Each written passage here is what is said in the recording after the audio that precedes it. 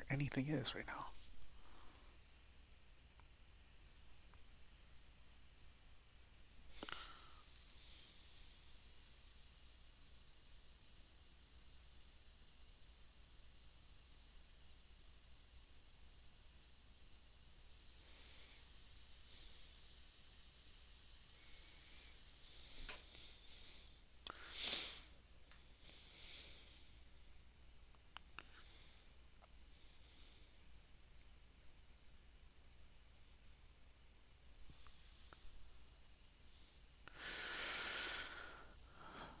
Okay. Oh, 33. 33. Okay. Okay.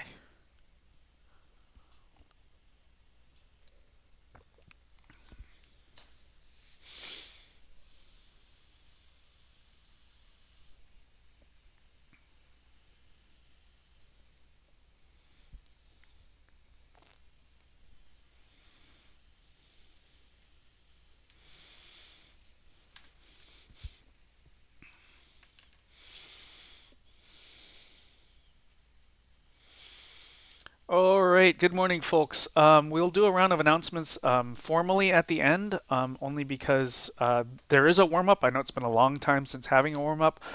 I invite you to kind of stare at those warm up questions as I at least say the following. I know that optimization problems can be frustrating. Let's just put that out there. Um, there are word problems, and I know kind of the love-hate relationship, mostly hate-hate relationship that students have with word problems. I get that. Nevertheless, it is it optimization ends up being one of the most practical and most useful. I mean, very practical, very realistic um, kind of word problems that students get exposed to in a college math curriculum. I mean, there's more beyond that too. But what I'm trying to say is, without looking at problems that are too onerous, um, I, what optimization does, it gives you a glimpse of what a really practical use of math. But the more realistic problems are, and it's not about two trains colliding, those types of problems. The more realistic a problem is, the more math is involved. And I get that things can be frustrating, but I think that's where it's important to recognize that. To recognize that part of the process with optimization is there's going to be a lot of steps of failing in going on. That's very natural in the process. Um, in fact, I in recognizing that, that is actually why I had picked this quote from Michael Jordan. This was a quote I picked kind of a long time ago, like before the semester began. I didn't know what quote I wanted in certain places, but I intentionally put this here right after the days on optimization. So I'll say, visit office hours, ask questions, set up an appointment. I mean, I know I've got other things to do, but if you need an appointment to talk about things, I'll make that happen somehow. It might not be same day. It just kind of depends on what's in the course of the day, but I will meet with you and make things, electronically, of course, and we'll make things happen. The warm up today is rather different. So it's because of the warm up and because the story will keep continuing that I'm not going to do. Uh, let's. Sorry, I need to selected the wrong option on screen over here. It's because of the warm up that I need to save announcements just to the end. So there is a slide at the end to remind me about that. But look, the question here is different. It's you have this 10x to the ninth, which is a function, and the question here isn't take the derivative of it, right? If you did, you'd get 90x to the eighth, but that's not the question here. It says there is some function f of x. It has not been provided. If you take the derivative, you end up getting 10x to the ninth. So what is the original function f of x, right? That's the question here. It's like let's use this kind of informally. Let's use this language. Like if taking a derivative is going forward, how would you go backwards?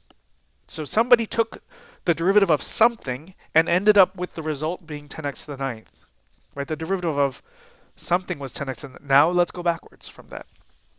So yeah, just phrased differently, the derivative of fill in the blank is 10x to the ninth. Okay, I tried to pick a nice-ish one to start, right? That it seems like somebody took the derivative of something using the power rule more specifically and ended up with 10x to the ninth. So do you see it? F of x is x to the 10th. If you start with f of x is x to the 10th, then you take the derivative, then you get f prime of x is 10x to the ninth. Right? So we did not take a derivative. We asked, how do you undo that? Like, what should you have taken the derivative of in order to get as the result the 10x to the ninth, which appeared in the question there? I want to pause. It's the first one. I want a question if it was confusing. I'm going to, like, if I lose you on this one issue, then I lose you the entire class day. So I don't want that to happen. So I want to wait. If you've got a question, you got to ask it.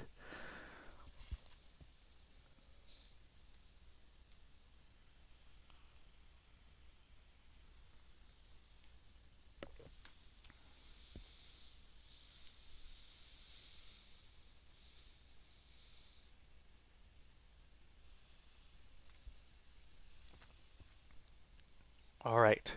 The next one's a little more challenging. Again, it's not to take the derivative, right? The question isn't go forwards. If that were the question, then the answer would have been 5x to the fourth. The question is not to take the derivative of x to the fifth. The question is to take the derivative of fill in the blank, and you should get x to the fifth. Actually, before doing that question, just a word on notation, because we need to build some habits. I think a lot of people have the good habits, but sometimes even from good habits, people slip, and you'll see by the middle of class today, all the more reason why we need to be very careful about notation.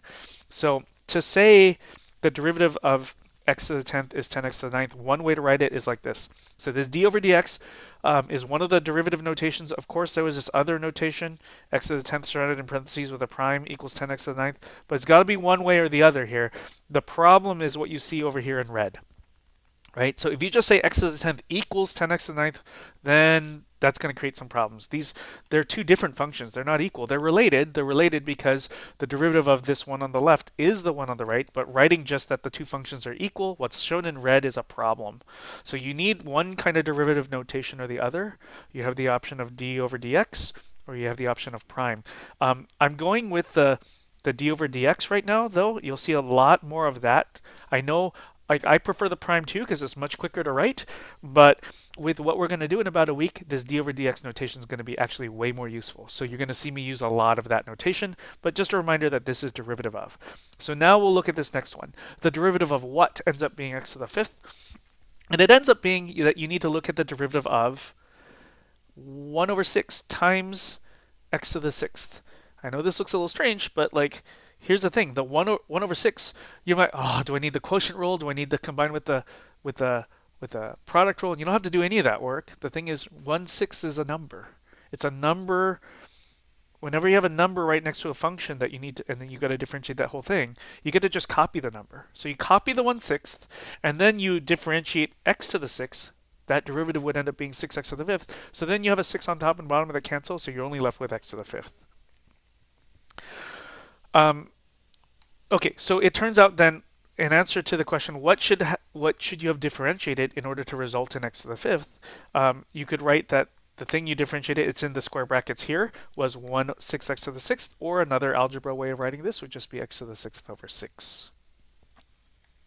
So that one's a little more challenging. Number 3 is actually less challenging than number 2 in my opinion, but it requires you to remember an old derivative rule. So the derivative of something became the derivative of something became 8 to the x ln of 8. And this is just a good way to remind you of some old derivative rules because they're going to kind of come up quite a lot. So it was the derivative of, I remind you, x is 8 to the x, which ended up being 8 to the x ln of 8. I think we called that the exponential rule. Right? So the thing in the brackets here was the thing that had to be differentiated. So we're always talking about going backwards right now. And yeah, differentiating 8 to the x is what resulted in 8 to the x ln 8. So if we're going backwards, so starting with 8 to the x times ln of 8 to go backwards, the function that was differentiated was 8 to the x. The last one I think is the most confusing of the bunch. But I'm going to mention, let's take the derivative of 1 over ln of 3 times 3 to the x. Now, the thing is, how are we going to do that? The 1 over ln of 3, first of all, is a number. And whenever you have a number next to a function, you get to copy that down. And then when you differentiate this 3 to the x, using the exponential rule, that gives you 3 to the x times ln of 3. You'll notice there's an ln of 3 here on top and on bottom, so those will cancel out, and you're left with 3 to the x. So what function was differentiated to end up so that, like, what was k, so that k prime is 3 to the x, and k was what was in the brackets here. It was 1 over ln of 3 times 3 to the x. Right? That's the thing you had to differentiate in order to finally result in getting 3 to the x as a result of the derivative. So this is circled here is before derivative, underlined up here is after the derivative. Just to make sure, because I think this last one is the most confusing, I'm going to comment on this by reminding you that ln of 3 is a number. So 1 over it is a number. And if this is just a number right here, I want to remind you of the constant multiple property. So this is not a time, when you differentiate here, this is not a time to think about the product rule. When you have a plain number times a function, think, you've got a plain number, k, times a function, and you're asked to differentiate. That's what the prime is for. Then you copy the number. There's no prime on that k. You copy the number, and then you differentiate the function that it was next to. So in fact, I have color on the next slide to highlight. Don't look at the red up here anymore. Okay, but the point is the plain number k, we said 1 over ln of 3 is a number. It's right there, and you copy the number, and then in this example, the f of x is the 3 to the x, and when you differentiate that, you end up with 3 to the x times ln of 3. So let me kind of pause here for a moment, see, are we okay with this so far?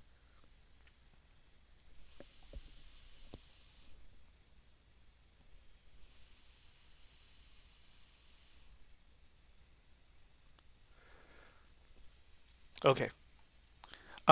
Language surrounding what's going on here is going to be highly connected to notation, and language and notation are going to be important to set good habits on right now. Otherwise, things will be confusing for future classes. Like Monday will be confusing if we don't settle on the language and the notation, all this business. So I'm going to take this sentence here and just state this just slightly differently. It's essentially the same, but it's the derivative of x to the 10th is, and then I just squeezed in here a f prime of x, just as a reminder. And in fact, what I'd like to do is put that at the top of the next slide. And this is more in words. It's not very symbols heavy. To make this have more symbols, the writing in notation is nice only because it reduces the amount you have to write, but you've got to know what your symbols mean. So it's in words up there, and then one way to write this that's like kind of all notation, there's like no words at all, is d over dx of x to the 10th equals 10x to the 9th. But when you see this d over dx, you have to think the derivative of. So whenever you write d over dx, you need to say to yourself internally the derivative of. When you read this on a web work question or a quiz or an exam, you need to see that and say derivative of. If you don't think about that, then it's going to lead to problems.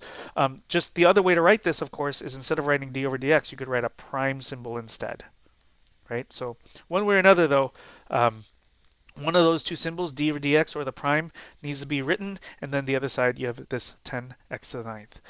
This emphasis on notation, sorry to do it, but it is really important to do right now.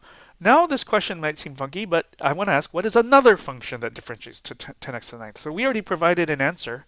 If you take x to the 10th, you take the derivative of that, you get 10x to the 9th. Well, what's another function that differentiates to 10x to the 9th? And you might say, what do you mean? Another? Like, I just gave you an answer. X to the 10th, it differentiates to 10x to the 9th. What do you mean another function? And I have a tiny hint here. So I'm not saying this is the answer to the question. Okay, but let's look at this function g of x is equal to 1. This is a constant function. The output, or the y value, is always 1. So this, if you graph the function, this constant function is a completely horizontal line. So everywhere you draw a tangent line, the slope is 0. Just a reminder that when you take a derivative of a constant, you get 0. Right? G prime of x is equal to 0. If differentiating 1 gives you 0, how does that help? It's a kind of obscure hint. But can you think of another function that you can differentiate to get 10x to the ninth? So I'm going to give you a minute to kind of ponder this. See how might that hint be helpful.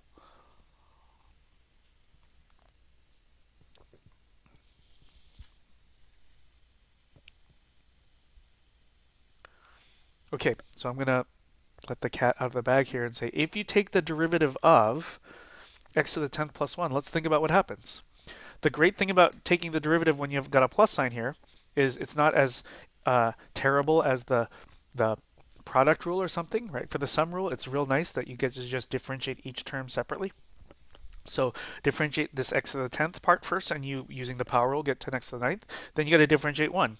But 1's a constant. When you take the derivative of just that constant 1, you get a 0. So I should have written a plus 0 here, but I didn't, to make it kind of a little more apparent that, yeah, this is another function. X to the 10th plus 1 is another function to differentiate that will get you the result of 10x to the ninth.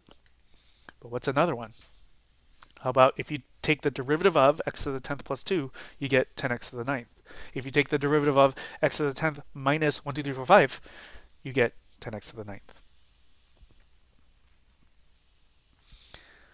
Now, the next block over here, I would suggest don't worry about writing this down, but I needed you to just kind of see it and internalize that in words, right? This first item here in word, I wouldn't write these down right now, but just the words here are the derivative of x to the 10th plus 1 is or equals 10x to the ninth. So it's important. What I'm trying to emphasize, like all the more right now, is this notation is important because we're going to introduce a new notation in a moment. So I need to make sure the old notation is clear.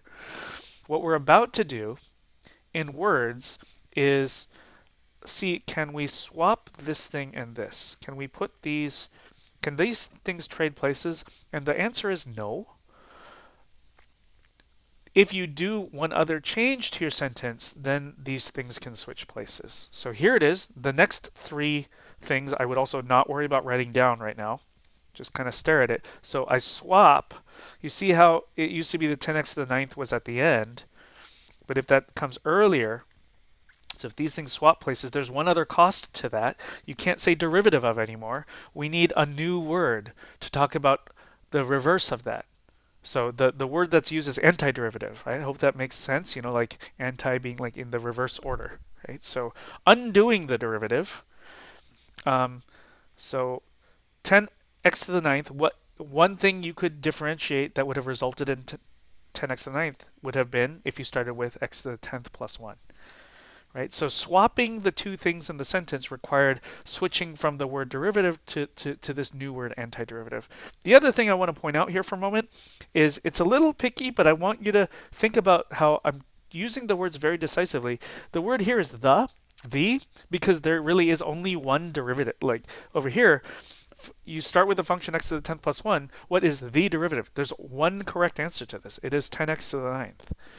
The funny thing now going backwards is you see this 10x to the ninth, it's not v anymore because it's not one possible answer. There's many possible answers, and therefore an indefinite article is written here. So an antiderivative of 10x to the ninth is x to the 10th plus 1. But here's another one, right? So an antiderivative of 10x to the ninth is x to the 10th plus 2. In fact, what I want to do is ask, what's another antiderivative of 10x to the ninth? In fact, what's going on here is I'm just trying to practice the new word, but this is the same question as up there, right? Earlier we just asked it as, what's another function that differentiates the 10x to the ninth? And so here's my answer. I'm just forming a sentence in the same format as right above. An antiderivative of 10x to the ninth is x to the 10th plus, and then I just pressed random buttons on my new number keypad. Okay, how are we doing so far? Questions? So what I want to do at the top of the next slide is take the ideas that we see here, and these are only 3 written down versions of the notation, right? In principle, we could have kept going, right? Isn't it like the derivative of x to the 10th plus 3 is also 10x to the ninth, and the derivative of x to the 10th plus 4 is 10x to the ninth, and it keeps going. Like, there's an infinite number of statements that are true. We don't want to write them all down. So we're going to do something that's going to kind of allow us to write all of these down. And it's this little thing that if we just say capital C, it's going to stand for a fixed number, any number, right? But like it's a fixed number. There's no variable in the C. So C is 25 or C is 31 or but C is a number. And then the derivative of x to the 10th plus a plain number should be 10x to the ninth. And then if we swap, so the 10x to the ninth is there, and the x to the 10th plus c is later in the sentence, then due to swapping, to make this sentence accurate, we have to use a new word. We can't say derivative of anymore. We swapped, so we're going to use this word antiderivative here. Here are the same two statements using notation. So the first one, the derivative of x to the 10th plus c is 10x to the ninth. So the derivative of is written again here with this d over dx notation, and then the other way to write it is using the prime notation. That part's familiar. Here's something new, though. The new thing is an antiderivative of 10x to the ninth is x to the 10th plus c, and the way we're going to write that looks like this second item, or fourth, the bottommost thing on the screen right now. So this thingy here. And this looks kind of funky, but look, there had to be new notation, right? So I need to say a word about this notation. It's just to be careful, there's a symbol right there. We're going to say some things about it in a moment. There's also a dx that's kind of just hanging out by itself over there. It's kind of strange, right? So like these two pieces together form the new notation. It's awkward. It's really strange. Then this 10x to the ninth is sort of in the middle between them. That's that. The is the equal sign.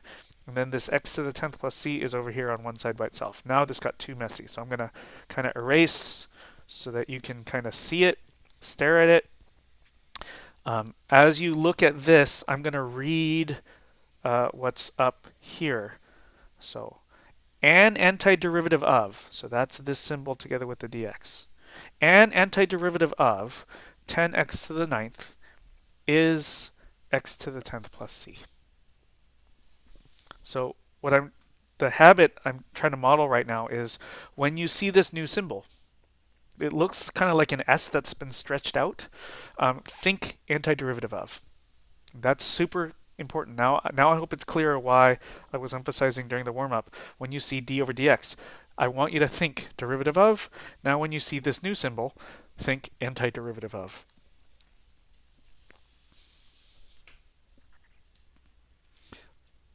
I, in fact, want to absolutely, as much as possible, clear up what the heck is going on with this notation and what does this mean and what is the expectation of computations that we're about to do and so on. So I'm going to actually take this portion and put it on the next slide and try to really physically organize where things appear on the slide. So this took a lot of work, but here's what I'd like to do. So the first of those statements, if I go back, was derivative of x to the 10th plus c is 10x to the ninth. So I put it here. I would suggest copying this down. Red here is not meaning wrong. I wanted to just use primary colors. So there's a red and there's a blue. Okay. So the derivative of x to the 10th plus c equals 10x to the ninth. And then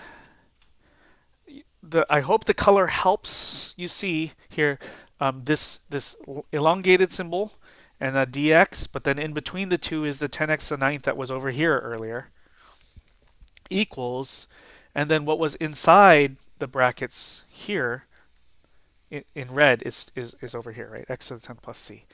So this I found helps some people, and then I know it sounds strange, but I actually people found it helpful in the past if I just literally drew arrows. So why not draw those in yourself right now, just to make sure there's clarity about what is going on here. Okay, so swapping the two, you go from derivative of to antiderivative of. So this line right here, let's talk about how to say this in words. So one way to say it, actually one very technical way to say it, is the general antiderivative of 10x to the ninth is x to the 10th plus c, where c is a constant. Oftentimes, I just leave off saying the phrase where c is a constant, but I'm going to try at least the first couple days to remind you, because people sometimes just forget what the c even means. C just means a plain old fixed number.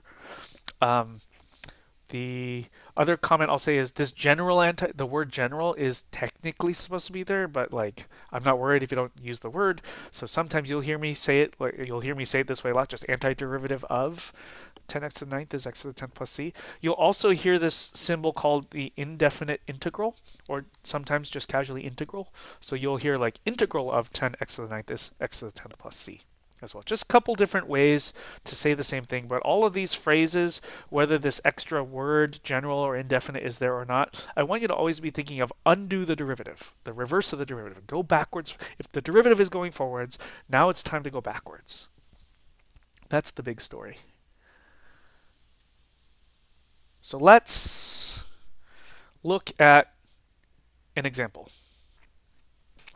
So this new symbol, 6x to the fifth, and then a little bit of space, and then the dx. So please write down the dx as well.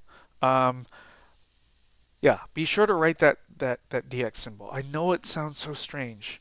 So, in fact, let's just call it out right now. This notation is so strange at first. It is so strange. I can't emphasize enough right now. Please include the dx. Form a good habit now. If not, if you exclude that dx, I just want it to be a habit right now, because if you exclude that in less than a week, certain things we do are going to be really confusing and you're going to get stuck. So just form a good habit. I know it seems strange. It just seems to kind of just be there, but like it will be useful. Why is the notation strange? It's because this 6x to the fifth that's right in the middle has a symbol on the left and then some notation on the right. Just seems kind of weird, but it is what it is for now. I will just say that, let's just make sure we're clear what the question is asking, right? This is really just trying to say what function, or what we notice that there's more than one answer. So what functions should you differentiate in order to get 6x to the fifth? In answer to this question, sorry for rewriting in the answer. I totally rewrote the question, but I wanted to illustrate where the equal sign goes and how this is written. So I would, as an answer right now, write integral sign, this long elongated s, 6x to the fifth, a little bit of space, dx equals x to the sixth plus c.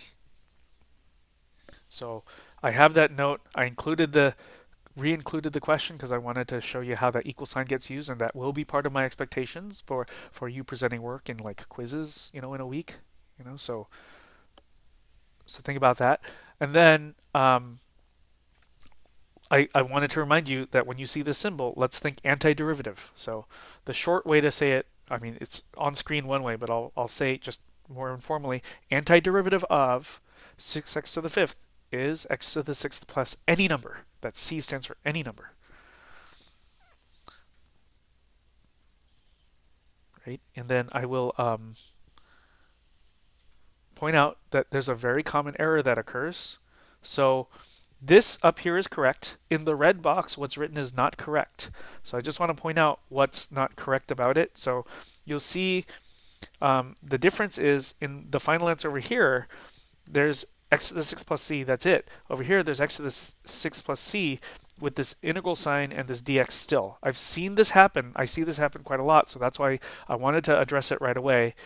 Why is this incorrect? Let's talk about what this means. Here's where the habit that I want you to have is super important. Remember when you see the symbol over here to think antiderivative of. So if we read what this is saying, it's saying antiderivative of 6x to the fifth is, well, there's a symbol again, so antiderivative of x to the sixth plus c. So meaning if you undo the process, and by process I mean derivative, right? So if you undo derivative, the result is equal to, when you undo the derivative, wait, that doesn't make sense, right? When you undo the derivative of x to the sixth plus c, wait, so there's something going on here where there's a misunderstanding of like what the symbol means, so when it should appear and when it shouldn't. So as long as you keep telling yourself this symbol is antiderivative of, you should be all right. So instead of this, which is wrong, You'll notice that the correct answer up here does not have antiderivative of. There's no notation of that kind to the right of the equal sign. So how do you take this sentence in red, which is wrong, and fix it to have something correct? You remove antiderivative of. So it should be antiderivative of 6x to the fifth is x to the 6 plus c. So that's what you see in the answer up here. That's why the right side has none of the new notation, no elongated s or the dx thingy. Just like after the word is here, to make a correct sentence, we had to strike out antiderivative of. So I want to pause and see, are we okay with this, with the notation? There's usually a question at this point, so I'll just wait to see if we're doing okay.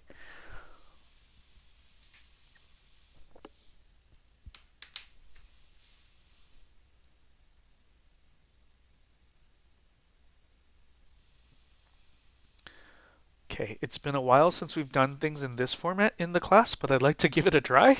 So try a couple problems. I've got 4 questions here.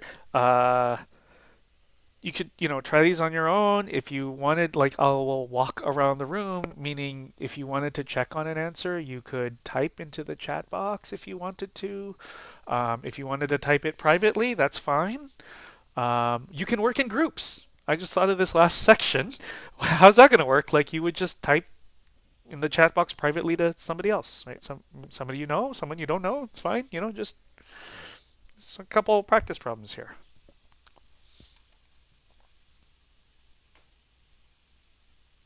And I will comment the third question has t's, but if the t's bother you, just kind of switch them to x's for the moment, and then once you're done with the problem, switch the x's back to t's.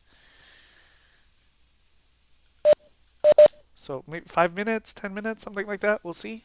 I'll check in a moment, and again, feel free to ask me questions.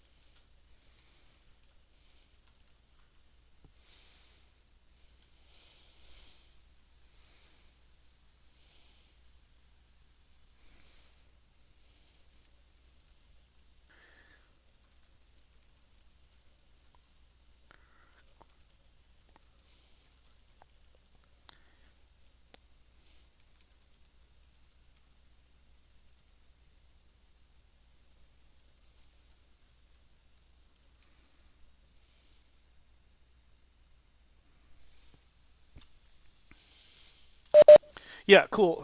Good question. So I just unmuted.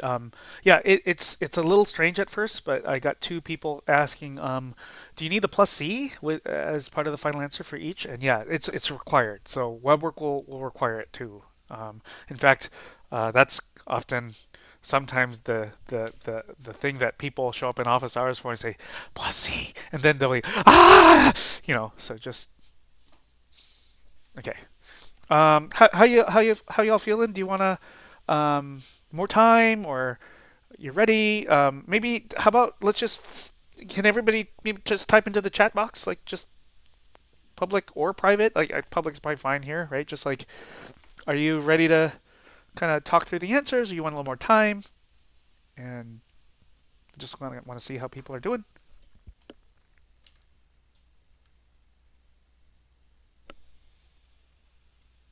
Okay, and just don't let anybody else intimidate you. If you're like, I want more time, well, it's I'm just trying to. It's kind of the usual thing, right? And classroom dynamics still okay. I think with that much, I think I will go. All right. So just to reveal, the first one I tried to be super nice about, right? But it's like, what should you differentiate in order to get 7x to the 6? It should be x to the 7th plus any number. So that plus c is required. Next one's a little more work because of the 300, but I'd still somehow try to pick a nice-ish number. So what should you differentiate in order to get 300x to the second? So don't take a derivative. It should be undo the derivative, and it should be 100x to the third plus c. Hope that works for you. And look, here's the other thing for these. This process is, what's the word? It's strange at first. It feels sort of, it's so like, am I doing this right? The great thing about this process is you can always go backwards, and you can. I mean, what I mean is you can check your work.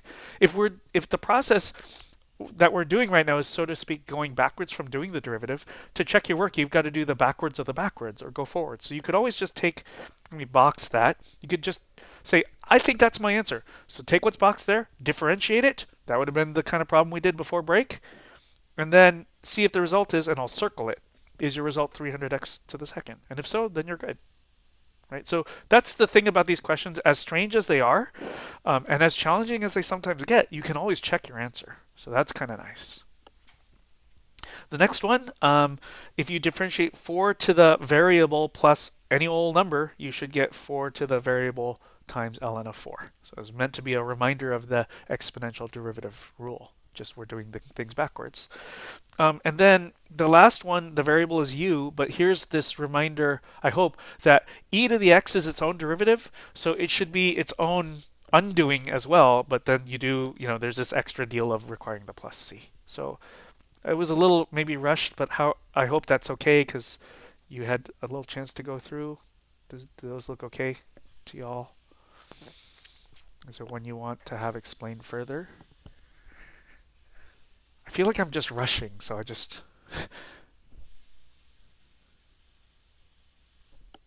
Okay, so here's what I want you to notice from the process then is that it's kind of a lot to always scratch your head on every single one of these going, damn it, how do I go backwards?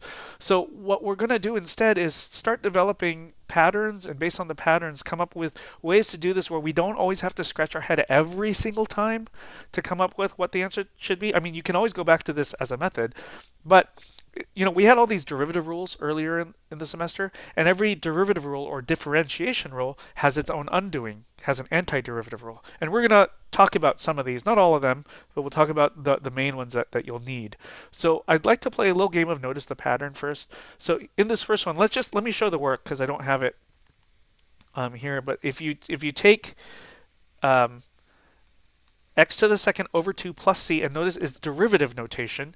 I don't want to take the derivative of this as written, so I'm going to write d over dx again, because I'm just doing some algebra, to write this as 1/2 then x to the second plus c, because I don't want to use the quotient rule. And then when you take the derivative, one term at a time, so that first term, well, look, there's a constant, so it's a constant next to a function, you copy the constant, and then you differentiate the function x squared, you get a 2x. And then when you differentiate the plus c, you have a 0. The 2's cancel out, right? So you're left with x. That's what I have here, x, or rather x to the 1. I put the exponent of 1 there because it'll help us recognize the pattern a little better in a moment. But now what I want to do is, as we saw earlier, like with the red and blue markings, swap the two, but then you got to use the new notation. I have this kind of off to the right, however, but you'll notice that these things swapped, right? The x to the 1 came first now instead of last. Okay, this happens again if we look at the derivative of x to the third over 3 plus c. I won't go through the details again, but you could check. You'll end up with x to the second. So if you swap the things, so that here it was the thing you take the derivative of was next to the calculus notation. So now the thing you took the derivative of is not next to the calculus notation. And this kind of pattern continues, right? The derivative of x to the fourth over 4 plus c equals x to the third. Therefore, the antiderivative of x to the third is x to the fourth over 4 plus any number, c. I mean, just to do one more, x to the derivative of x to the 100th over 100 plus any number is x to the 99th. So undoing this, our statement is the antiderivative of x to the 99th is x to the 100th over 100 plus c. So I hope there's enough stuff to look at a pattern. And the point is, I mean, I know it looks like good thing we avoided the quotient rule. The point is the main derivative rule that applied was the power rule. But now from the power rule for differentiation, I want to kind of create like a reversing of the power rule. And take a look. I want you to compare these four examples. Notice the pattern, and I'm starting it right here with an integral sign or antiderivative sign, x to the n dx equals, and we have a fraction. So take a look at those and see if you can come up with, should be x to the n plus 1. Are we good with that? Right? So if n was like a 3, notice you have in the fraction x to the n plus 1, that's 4. Got to add 1. But then also that same number that was the new exponent, you have to divide by it as well. So there's an n plus 1 both as the exponent and then down there as just the entire denominator. Oh yeah, and then there's still the plus c. So that's here. So I hope this new formula, let's call it, makes sense as far as recognizing the pattern of what we see up here. And just to talk about it and try to convince you other ways that this makes sense, I want you to remember that the original power rule that we had for derivatives had you at some point lower the exponent by 1. So it makes sense that if we're going to undo lowering the exponent by 1, to undo that, we take the exponent of n and we're going to have to raise it by 1. That seems to make sense, right? We also had to, in the power rule, you take the exponent, you bring it in front. So meaning you're multiplying by the exponent. So it kind of makes sense then that in order to undo this, you have to divide by an exponent as well. Now, the dividing by an exponent, in this case n plus 1, creates this extra complication because if n is negative 1, if you plugged in negative 1 right there where the n is, then you have negative 1 plus 1 or you have a 0 in the denominator. So there's one time this formula doesn't work. It's when n is equal to negative 1. Yeah, you got to have n is equal to n is not negative 1 just to avoid dividing by 0. So we looked at these from a pattern recognition perspective to get here. The other way, of course, to approach it, if you're like, I don't want to notice a pattern, is you could take this as just something like you're just told that, and then I hope you can verify that in all four of these examples, applying this formula, it's working, right? Like the formula makes sense and is consistent with what we have earlier. What I actually want to do then is let me copy, or let's just pause, make sure there's no questions. If there's a question, please ask. I'm sure somebody else has the same question.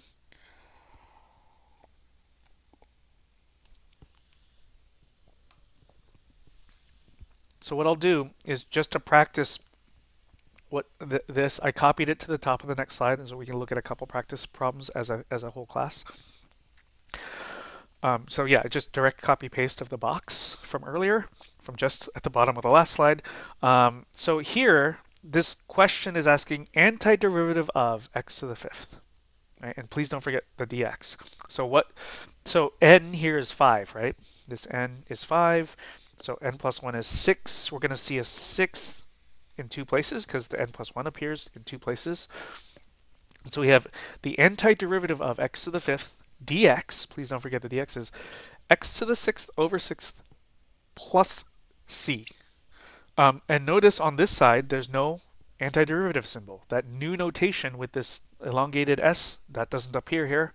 And it doesn't appear here because it didn't appear there, is maybe a way you want to say it, right? So we should be super consistent. The result of anti-differentiating x to the fifth is x to the sixth over 6 plus a number, because if you differentiated x to the sixth over 6 plus any number of your choice, you should end up with x to the fifth.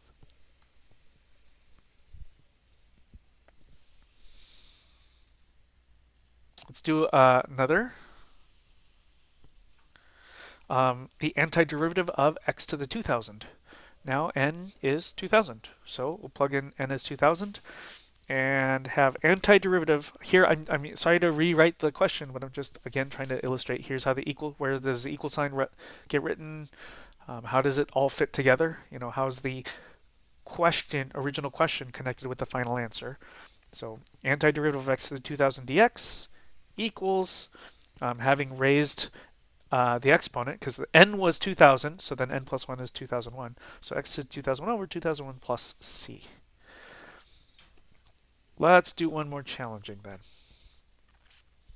So first of all here, the variable is not x, but is rather u. So if that bothers you, you can switch those both to x's if you want. But that's not, in the end of the story. Even if the question was integral 1 over x to the third dx, we still have a problem, because this formula up here, it doesn't apply. Do you see how this x to the n is in the numerator? And right over here, you've got an x to the n in the denominator.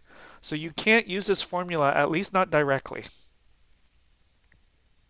We've got to do something first, right? So this has to be used quite literally. The thing in between the symbols here has to be just an x to the n, and we don't have that. Here we have 1 over x to the 3. Problem. Well, here's what we're going to... Oh, and I switched them. I'm using the u's that are there. I don't think that's going to bother folks all that much. What we're going to do here is actually do a little algebra. We actually have done quite a lot of this kind of algebra recently, even in the optimization things and so on. So in a totally different area, we've been doing this kind of thing. So this 1 over u to the third can be rewritten as a u to the negative third. Now this step is algebra. So that's why this integral notation is still written. And this du here is still written as well. Right? So in this step, we did not do any calculus.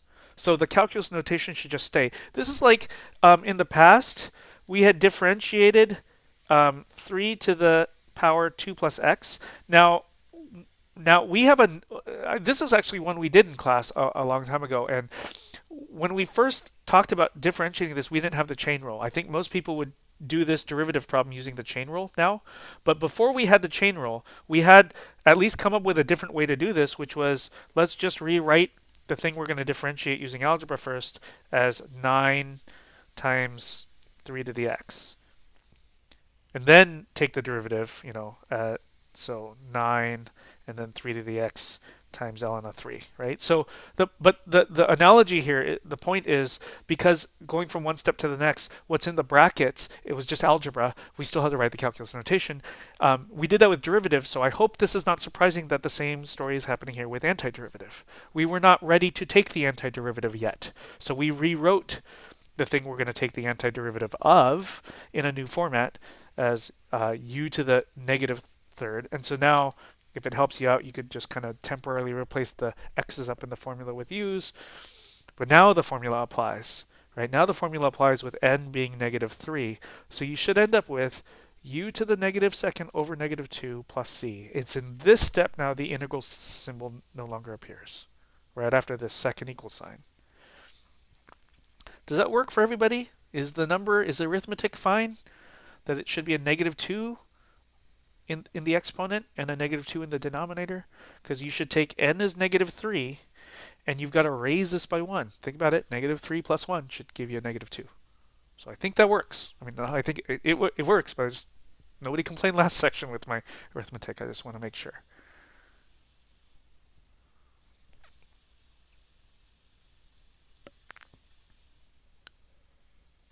Okay, one more on this slide. I'd like to look at antiderivative of x to the negative 1 dx. Right? Now here the problem is n is negative 1. Right? And the point here is this formula is valid almost all the time. The one time this formula doesn't work is when you have n is negative 1. Here it says n is not negative 1. And in fact, if you kind of forget about this, it just kind of comes up automatically anyway, because you'll take a notice if you start plugging in negative 1 right there, you end up dividing by zeros. That's your reminder. Oh yeah, that's the one time this formula doesn't apply.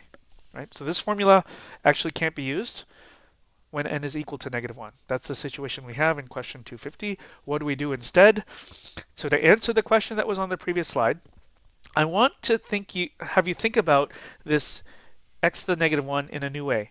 Another way to write that is 1 over x to the positive 1. And instead of putting this new notation there, sometimes it prevents people from thinking about what they need to. So let me say it in words, right? Antiderivative of, or what should you differentiate in order to get 1 over x? So I want you to think about that. And not just think about that, like let's wait for a response, right? So there's an old derivative rule. It's maybe kind of almost obscure, but we learned that the derivative of fill in the blank, right? We're always going backwards now. The derivative of something is 1 over x. Do you recall?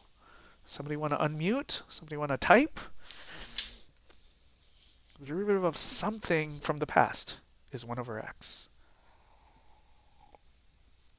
ln of x was the response that I got. That is the one that I was looking for, so thank you. Let's just write this in as a reminder, right? So again, like good habits, I want to use the notation. I want to say it aloud to you. It's the derivative of, for the d over dx, the derivative of ln of x equals or is 1 over x. Cool. That's the thing I was expecting or hoping that somebody would bring up.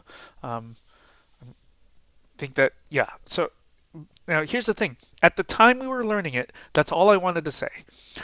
There's actually a little more that can be said. It was not really, it's like one of these things where you pick your battles. Now is the time that I unfortunately need to say something about it. I advanced slides on the wrong thing. So here's the thing, a little more info.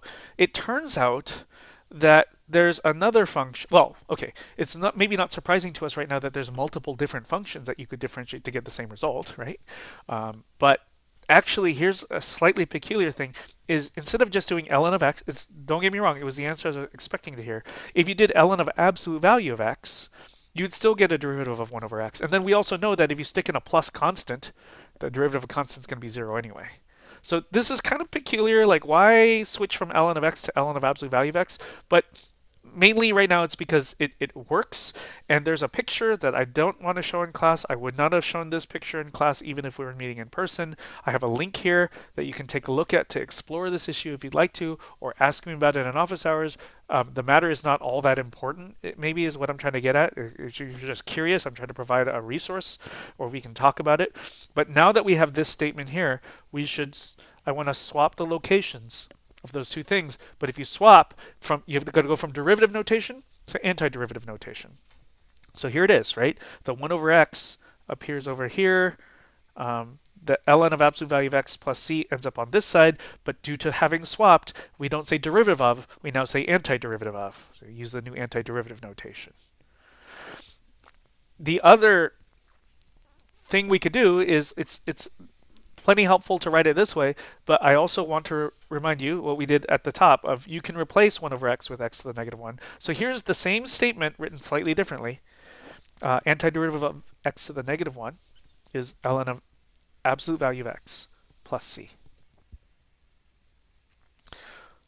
Okay, so now what?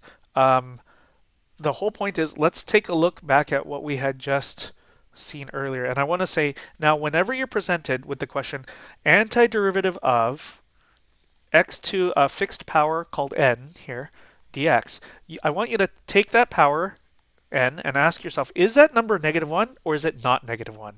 Now most of the time it's not negative 1, right? To be exactly literally the number negative 1 is like hitting the bullseye, right? It doesn't happen all that often, but it does happen. Most of the time you have n is not negative 1, so you use the formula that we've already been practicing previous slide. But in that rare case when n is negative 1, when n is negative 1, well, all n is negative 1. That's what this is right there. So I just copied this box down here.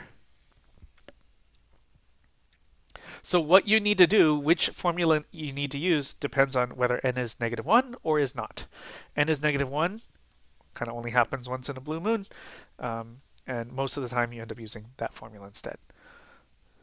So just to illustrate this, I know I don't have a whole lot of time, and I do want to make the announcements. Um, I just copied these two boxes down here at the top of the next slide. I just want to briefly illustrate to make sure that we're going to be okay with what's being said here. So if you had antiderivative of x to the sixth dx, here n is 6. So this first one that we had talked about that applies most of the time applies. So you end up with final answer is x to the seventh over 7 plus c. However, if you had integral 1 over x dx, this was a question that was just asked a moment ago. First, I would prefer anyway to rewrite the algebra. That's why there's still the integral notation. And so rewrite the 1 over x as an x to the negative 1. And then the point is, now that n, the exponent, happens to be a negative 1, we can't use this. You'd end up dividing by 0 when you plug in a negative 1. So that's the only time this other thing applies. And in fact, you could stare at what's here as if I just kind of copy pasted right there. And this is all the case even if the variable is an x. So just as a quick reveal, if all the x's are replaced with u's, same deal, right? So then the antiderivative of 1 over u du ends up final answer being ln of absolute value of u plus c. One last little math thingy I want to note for the day, and it's a little strange, I just want you to get used to it. You'll hear us talk about it again, is this problem up here. Integral or antiderivative 1 over x dx.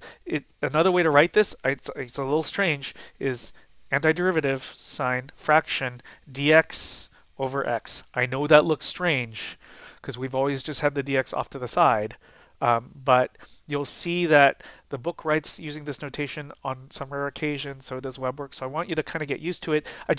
What's going on here is I want you, and it's strange, we'll talk about it more on Monday, but this dx, I want you to just basically think about it like it's like a single variable almost, even though it's 2 letters long. It's just in the numerator. So it's a numerator quantity, and so you could push this up here. Yeah, and we'll revisit this issue. As far as announcements, the key one I want to make right now is it is a Thursday, so there's an online quiz. Please turn that in. And if you're just curious, you download the slides. Next Monday, the 20th, I actually already have a warm-up there. Look at how related it is to what we just did. So I will see you either in office hours later today or on Monday.